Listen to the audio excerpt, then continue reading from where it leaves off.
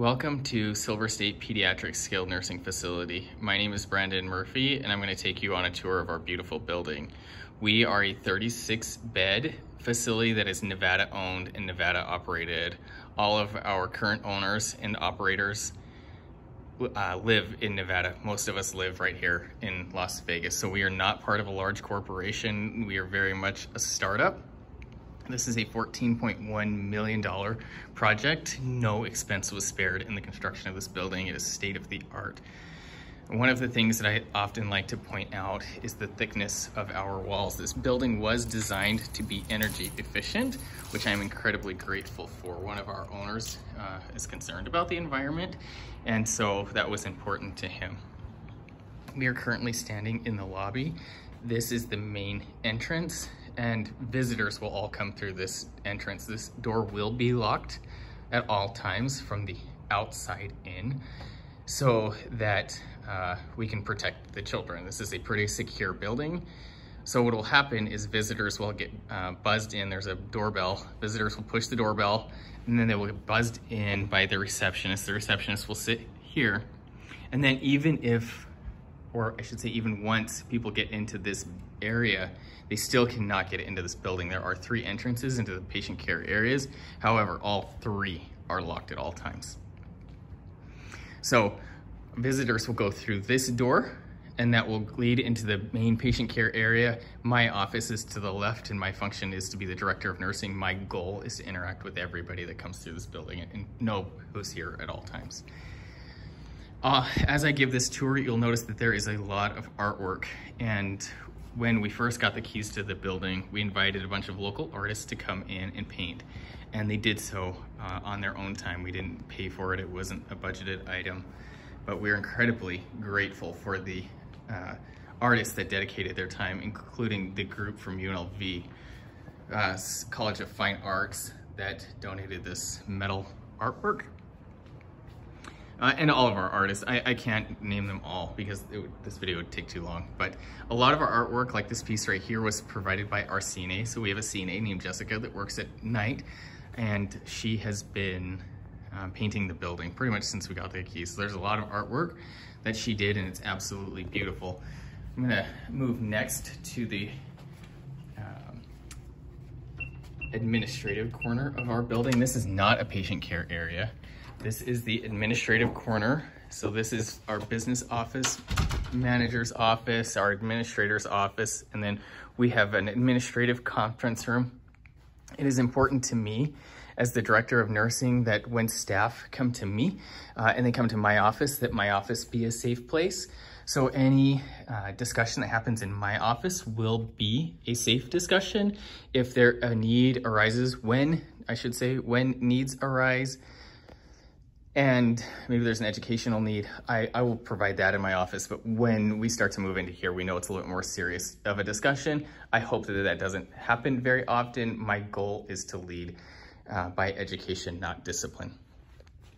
Once we move past that, we'll kind of, there's an office for a speech therapist, and then this is still not patient care. Now we kind of move into where the magic happens. So this is the beginning of the patient care area. We'll first walk into our physical therapy room, or I should say our therapy room. We have a beautiful therapy gym that I'm incredibly grateful for.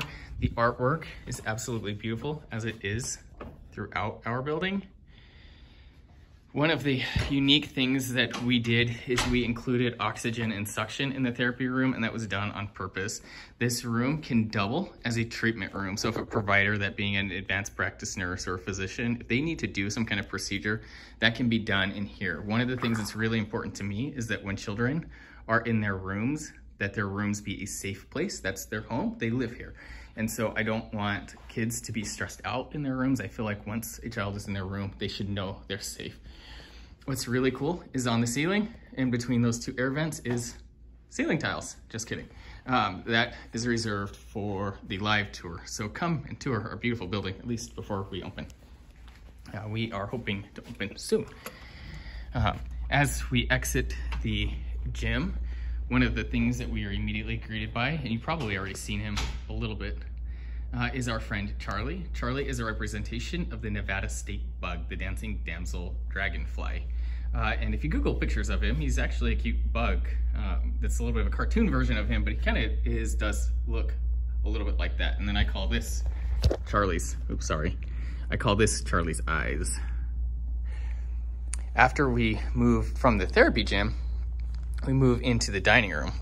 The dining room is huge, and I'm so grateful for the amount of space that we have in here and how well it was designed. So right now we have it set up for our life safety survey that should be coming out soon. However, when they're not here or when we're open, this will be the dining room. It can also double as an extra space for therapy. That is the way we intend this to play out. And then one of the things that's really important to me is that we spend a lot of time on feeding. A lot of our kids will have feeding needs. I think I would venture to say most of our children will either be G-tube dependent or have feeding difficulties. And it is certainly my hope that we work with as many of those children as we can to eat by mouth. So I really look forward to this being an interdisciplinary approach, probably led by the speech therapist. And it is my hope that not just the CNA feed the children, which I think is what traditionally happens in skilled nursing and really most healthcare settings. I think that in most healthcare settings, most of the feeding is done by the CNA. And I want to see that here, but I also want to see our nurses and our respiratory therapists, anybody that is licensed to feed, to do that, because I feel like the more people that we get involved, the more fun that we make food, the more likely we are to have success with feeding. We have a super awesome chef that comes from the Strip. Her name is Michelle, and she has already mocked up some of her potential meals for us, and they're absolutely beautiful. She'll take a sandwich and make it look like a googly-eyed, I don't want to say monster, but like a googly-eyed monster, but it's fun looking. And if food is fun, maybe we'll have some success with feeding. We have more beautiful artwork. We have 3 of these large TVs throughout our building. This is one of them. The other 2 are in our 2 conference rooms. In this particular setting, I see this being a place for kids to watch cartoons, but also as a place that we can do staff education, especially in a post-COVID world where social distancing is a concern. When we have educational needs, we can provide those in our dining room because we can spread out. And my hope is to eventually get to a point where we can even do education, maybe even staff meetings virtually, and that TV has the capability of doing that. We just have some HIPAA concerns to work past. And then, at least in this room, we also included oxygen and suction on the wall. I don't really anticipate that being used very often, but if we needed it, especially in an emergency, it is there. And then again, what is really cool between those 2 light fixtures is some more ceiling tiles. Come to the real tour and I'll tell you what's actually there. As we move past here, this is not going to be a patient care area. I only propped this door because I intended to give this tour, but this is our kitchen. I've been in healthcare for a long time. I've never had the opportunity to interact with the kitchen, but because I was involved with this project so early, I got even the orientation to the majority of this equipment. One of my goals when I first took over this building was to know everybody's role and be able to perform everybody's role. In hindsight, that was quite an optimistic goal, especially once we started getting orientation to this room. I am not a cook by any stretch of the imagination, but I can heat up mac and cheese in almost any environment except for this one, because our equipment is smart. I didn't realize there was a such thing as a smart oven, but there is. The vendor came out to tell us about the oven, and I realized I probably don't even have the knowledge to turn it on. There's too many buttons, but it is awesome. I wish I could talk into detail about it, but I can't. But I do know that the ovens can control the temperature, heat, and humidity in ways that I didn't even know existed. Our administrator talks about running a 200+ bed facility that did not have a kitchen this large. So again, we're incredibly grateful for it. After we move through here, we will move back really into the patient care area. This is the back end of our building, and fittingly so, there is some really beautiful artwork leading into the kitchen, which I'm incredibly grateful again for Jessica, our CNA, for completing. And then in the back over here, I want to show you some pretty awesome equipment that we have. So again, this is a $14.1 million building and no expense was spared in the construction of it. In the very back corner is our generator. Our generator is one of the best on the market and arguably was probably even overbuilt for this building. Again, I'm not complaining, I'm grateful. But the electricians tell us that the generator, even at max capacity, is only, I should say, let me back up. Assuming that our building is at max capacity, so we're a 36-bed facility, we anticipate an average daily census of 34 residents. And if we have 34 on vents, and using all the electricity that we could use, the electricians tell us that we only use about 0.09% of the generator's capacity. And the vent or the generator, assuming we lose electricity to this building, which we don't anticipate very often, but inevitably it will happen. But even if this building, or when we lose power to the building, we really don't lose a lot of power. I want to show you the hallway. We've dimmed some of the lights just because we're not open yet, but on the emergency generator, we actually have more lights than are currently on. The other cool thing is that everything in the resident room is on the emergency generator. So we have our red outlets, that's regulatorily required. However, it's not just the red outlets that have emergency power, everything has emergency power. So the kids can even watch their TV. They can play on their tablets. If family's here and they want to play on their phone and we have a power outage, even in a disaster, I really don't have any concerns about that because we're using so little of our available energy anyway. The respiratory therapists tell us that in the center there's 2 liquid oxygen tanks. The respiratory therapists tell me that we have about 3 months of emergency oxygen. And again, that is considering us being completely full. Right there, this is a little lot that's covered, a little covered patio area. And I'll show you that area now. More beautiful artwork. When we first got the building, we had the group of us, a small group of us that was here, went through and put stickers on every wall. And then we had artists that came in and painted. I think it was our CNA that painted the artwork around these dinosaurs. Some of the stickers we removed in some of the resident rooms, but I think this one we left. And then this is one of the little covered patio area. And I just laugh a little bit at the pile of bowel movement underneath the time system, because let's face it, as great of a building as we are gonna have, there will be not so great days. So I kind of laughed when the artist did that. In here, this is our staff break room. Again, incredibly grateful, it's huge. I have worked in many different settings. I've never had a break room this size. And we included a shower for staff, so staff can shower before, after, even during work if they need to. It is a pediatric facility after all. And then we move down through here. This is what we affectionately call the Grand Corridor. It is where the majority of our resident rooms are. So CNA Jessica again here with the fun artwork. This is Don't Touch in Danger on the oxygen shutoff.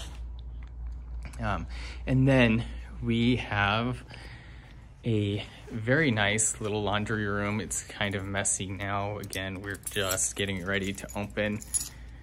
But all of our linen will be done by an outside vendor, but we do have 2 washers and 2 dryers so that we can do residents' individual laundry. So if a child has their own clothes, which I would hope if a child has their own linen or their own blankets, which again, I encourage, we can do their laundry here.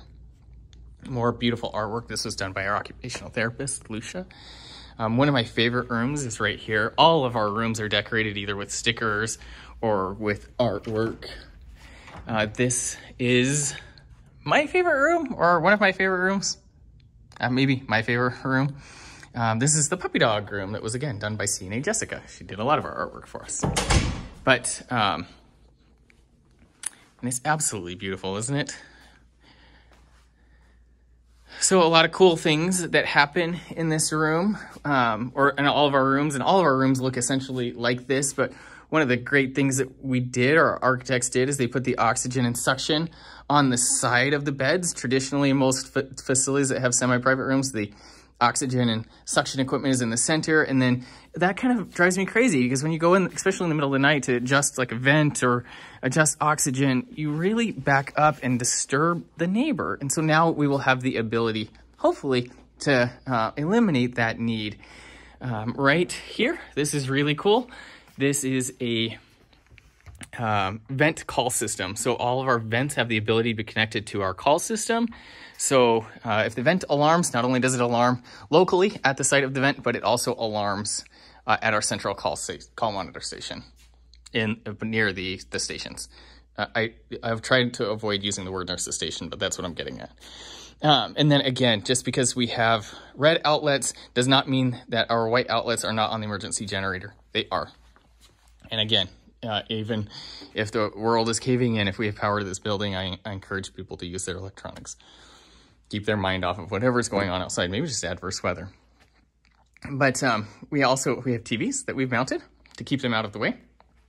And again, the TVs are on the emergency generator. And then we will move in to the bathroom, and I only show this because this was Director of Nursing approved. You can't have a bathroom, especially in a pediatric facility, without a dog and a fire hydrant, right? I love that. But that's one of the resident rooms. Again, they're all pretty much the same shape. And then I will leave this room and we will go back into the grand hallway, into more of the patient care area. This is the hallway that leads to the therapy gym. Again, more beautiful artwork. And then more rooms. This piece of equipment right here, I'm gonna plug it in.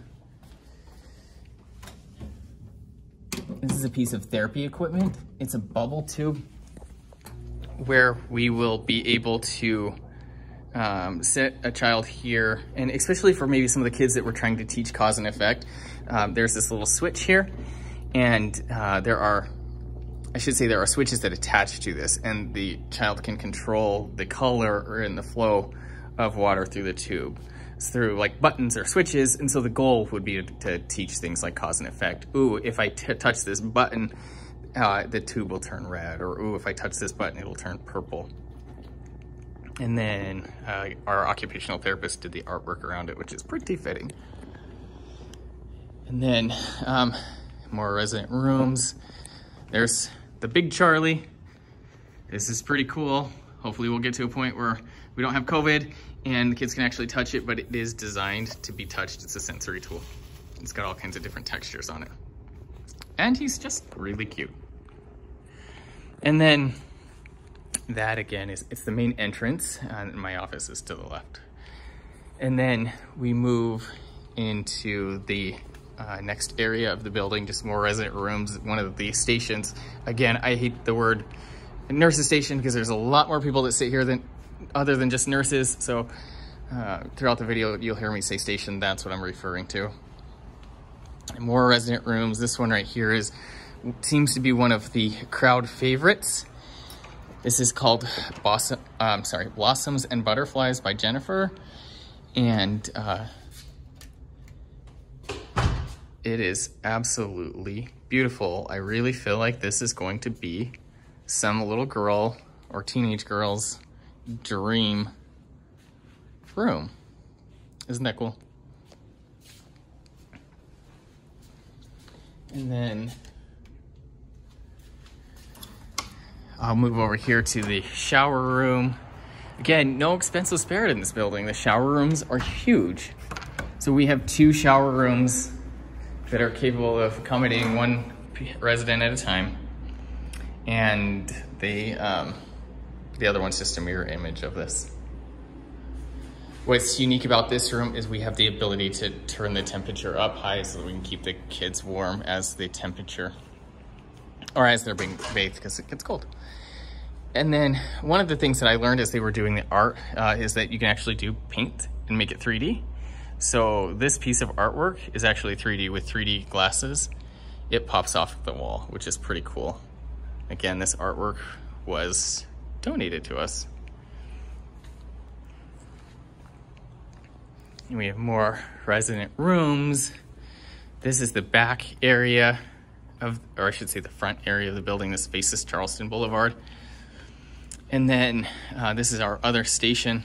This is kind of the area where we anticipate having the majority of our high acuity residents, because the respiratory therapy director's office is there, and it's just an easy way to keep a lot of high acuity kids close. Medicaid, CMS, right now requires skilled nursing facilities to have a dedicated area for a COVID unit, and that COVID unit has specific guidelines. It's not us saying that, that's the federal government saying that.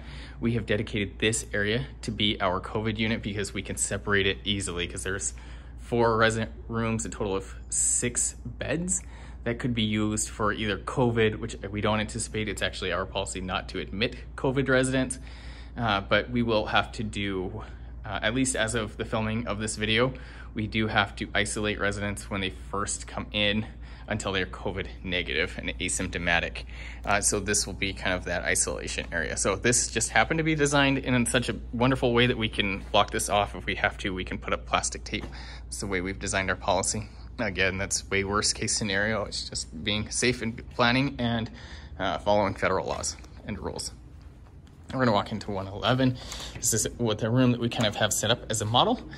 So this room is, I guess it looks like every other room. This is unique though, in that this room, as well as the room next door, have showers built into them, which again, works really well for an isolation need. Because we'll be able to bathe the residents without taking them to the main shower area. The next thing I want to talk about is our ventilator. Our ventilator is super awesome. And for those of you that are watching that are in healthcare, especially pediatrics, you know that traditionally speaking in this city, we use a lot of the Trilogy vent. Trilogy vent is a really awesome vent. They have a new version of it that's also an amazing vent. I think that this one, at least from my subjective point of view, blows the Trilogy out of the water, and I know that that is saying a lot. This is a 5-in-1 piece of equipment. Not only is it a ventilator, so when we think about ventilators, we're talking about the mechanics of ventilation, generally speaking, and that's usually what vents do, but this one has the capability to do a lot more. So it's called the Vosen. It's got 5 letters in its name, and each letter represents something different. So the V is for ventilator, the O is for oxygen. This thing has a built-in oxygen concentrator. So earlier I said that we have 3 months of oxygen. Well, we actually have more, because as long as this building has power, at least for our ventilator-dependent children, they will have oxygen, because this vent makes its own oxygen. This C is for cough assist. This ventilator has a built-in cough assist. So it is our hope to really be able to decrease our ventilator-associated pneumonia rates, be well below the national average would be my goal. And I suspect that the cough assist will play an important role in that. The S is for suction. This vent has a built-in suction machine. How cool is that? And N is for nebulizer. This vent also has a built-in nebulizer, so we can give nebulized meds through it. That would be things like albuterol. This piece of equipment is especially impressive to me in that I have a son who is trach dependent, and his suction machine itself is about this size. I think they tell us this is an 18-pound vent, so it's incredibly light, and it has a suction machine included in the vent. My son also has an oxygen concentrator. It's probably about 6 times that size and probably 3 times as heavy, produces a lot of heat, takes up a lot of storage space, is loud, and it's not portable, and somehow they crammed that into here. We also have a nebulizer, and you think about the little breathing machine things from home, right? Those are still, I mean, maybe the size of the screen, but still, it's impressive to me that they included it. Another great feature about this vent is it's got 2 removable batteries. Each battery has a 4-hour battery life. So 2 batteries, 1 on each side. That gives us a total of 8 hours of battery power. It also has an hour of a battery built into it. So this vent, as it's sitting, has a 9-hour battery life. So again, we have roughly 24 hours worth of fuel from our vent, or from our generator, assuming that it doesn't get filled, which it would. But even in that way worst case scenario, a total natural disaster, bad earthquake or something, we have an additional 9 hours just built into this vent, and the batteries are interchangeable. As a special needs parent, that is a huge game changer, because even for me, I've never had a child on a vent, but I've had children with other extreme medically complex needs. And to be able to have 5 pieces of equipment, be able to travel with 1 piece of equipment and one piece of equipment that has 5 different things in it. It's huge. Sometimes just with the suction machine, getting through the airport in and of itself is a nightmare, but that is huge.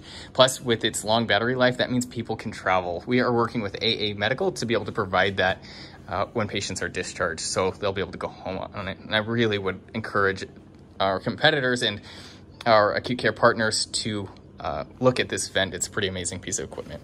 And then that's the heater for it, of course. So that is pretty awesome. We will move back into the hallway. More resident rooms, and then we kind of move down toward the end of kind of a patient care area. We do have 2 private rooms. Those are really for isolation and maybe discharge teaching. This room, I'm going to show you. This room is really cool. They're all really cool, but this one's got a unique feature in it. That is our crib, and I didn't show that earlier, but that is our crib. We do have toppers for it ordered, I promise. So anybody that's looking at thinking there's not a topper on it, we have them coming. But look at our cute little toilet. I did not even know that that kind of stuff existed until I took over this building. But I could see that being used for potty training. And we have 2 rooms that have that tiny little toilet in them. And then the artwork in here, this was done by our occupational therapist, and she did an absolutely beautiful job, and I think she spent like half an afternoon in here or something. I wish I had that ability. And then we move back into here. This is labeled staff education, but one of the things the state told us when they first came out is that they wanted more therapy space. My hope was to have a breastfeeding room. That's why it was painted the way it is. However, I did not get my wish, but breastfeeding will play an important role here, and we will support it for our staff and visitors, and we will be nice about breastfeeding and encouraging of it. My motto really would be fed is best, whether it's G-tube, formula, or breastfed. But that is another area for therapy. I think I gotta be careful with my vocabulary because this is being recorded, but I think we're calling it a private therapy room. Don't quote me on that. There's specific language in the state regs that, or federal regs that define the name of that room. This is the waiting room for our spa. We do have our salon. We do have a salon. This is really cool. This room is also on its own ventilation system. So if hair is being done and there's smells with the chemicals that they use or whatever beauticians use, it won't leave this room. This will eventually be a licensed salon. We will have a beautician come in and license it. One of the things that I learned when I took over this building is that in Nevada, at least, you cannot cut hair unless you are licensed to do so. So that means our staff will not be cutting hair. But we'll have somebody that'll come in and do that. This is another one of our conference rooms. We're calling this our clinical conference room. So this will be for our clinical staff, like nurses and respiratory therapists, CNAs, but we can do education in here. We can do staff meetings in here. Again, totally positive environment. That's the vibe I'm going for. I don't want to have staff meetings where we come in and talk about all the things we're doing wrong, but I want to talk about things that we're doing right and how we can improve in a positive manner. The other thing that I really foresee this room being is used by is clinical students. So having been an instructor at a couple of different schools on and off, really most of my career, some facilities treat us very well, some kind of ignore us. I really want education to play an important role here. UNLV is our medical director. They're serving as their medical director. They're also going to provide a lot of our specialists. And so I really look forward to working with the residents. I look forward to working with nursing students, respiratory therapy students, and then all the interdisciplinary students, PT, OT, speech. UNLV has reached out to us and asked us to support their occupational therapy program, and I couldn't think of a better group of people that I would love to have in my building than a group of OT students. We are working with other nursing schools. The next question that every instructor is going to ask me is, can we do clinicals here? And the short answer of that is no. We will do clinicals, but we have pretty much filled up those clinical requirements or clinical spaces. And then that leads us to the exit. If you have questions, please don't hesitate reaching out to me.